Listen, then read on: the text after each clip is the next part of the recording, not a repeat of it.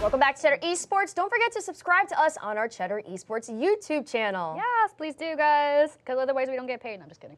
Last week, St. Jude hosted their annual Play Live event to raise money and bring awareness to the St. Jude Children's Research Hospital. Streamers from all over attended the event, including our very own Jimmy Mondo, who caught up with the founder and host of Gamertag Radio, Danny Peña. So let's take a look. Hey everybody, I'm here with Danny Peña, host and founder of Gamertag Radio and Podcast Hall of Fame member. That's insane. I just learned that fact like 5 minutes ago. Danny, how's it going, dude? Everything good, man. Just hang out with you guys. It was cool talking about podcasting and video games the whole time, so it's been a lot of fun, man. Past couple of days over here, man. It's definitely been a good time. Yeah, we're here at the St. Jude Play Live Convention Center, and it's been an insane couple of days. We've got a couple more days to go. We'll be heading back on Saturday. But Danny, let's start off, right? Like, who are you? What do you do? What's your background? So I'm originally from New York City. I started a podcast over 14 years ago called Gamertag Radio. So what we do is we cover games. We go to studios and interview developers, producers, execs of different companies on our show.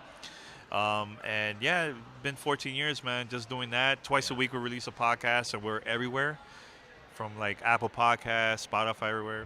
At the beginning, what made you want to even get into podcasting, right? Like, what was the moment that you had that you were like, I'm doing this, I'm going to sit down and have a podcast with my friends or whoever it may have been that you started with?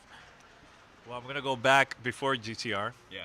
So in 1998, I was a hip-hop journalist. Mm-hmm. Like, I was writing for a hip-hop newspaper in Miami.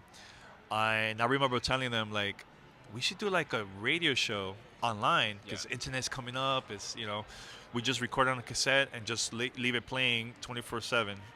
Each week we change it. We change the tape. It was too expensive at that time. Technology wasn't there, so we never made it happen. So then the Sega Dreamcast comes out, and that system completely changed my life, completely.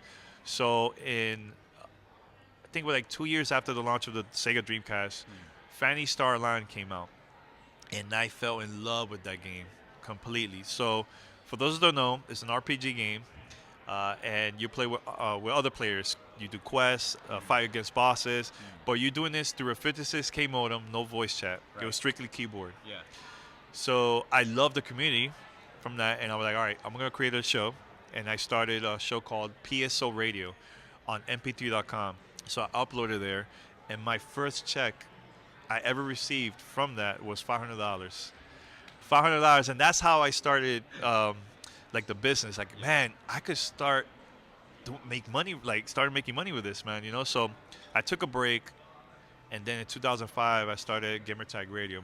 What did you do to make Gamertag Radio happen in 2005? Like, what technology did you use? How did you get people together?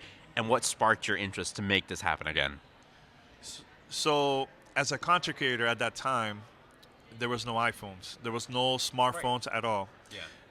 There was no podcast in iTunes.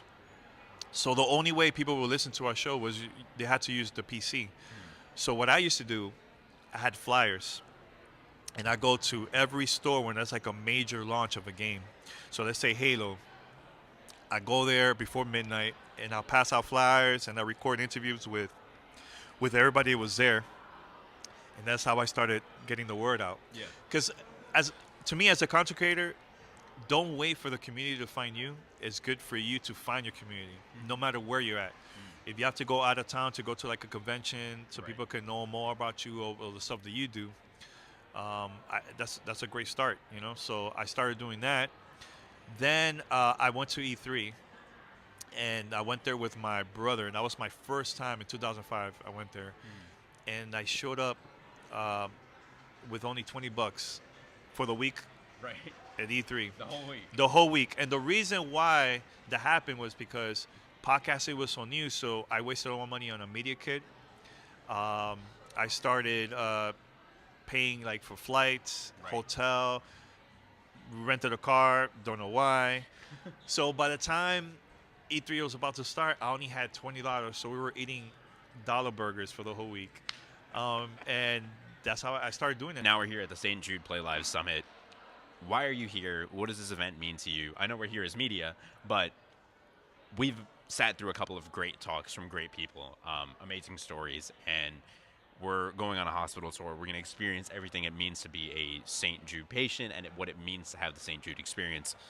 What does it mean to you personally? Why are you here? And what are you looking forward to, I guess? Yeah. I want to share my experience because I want to like influence others to help in any other way, either through donation or start an event to get money for St. Jude's or something like that. You know, like it's inspiring coming over here. And look, today we went to the hospital and just seeing the kids, man, like happy.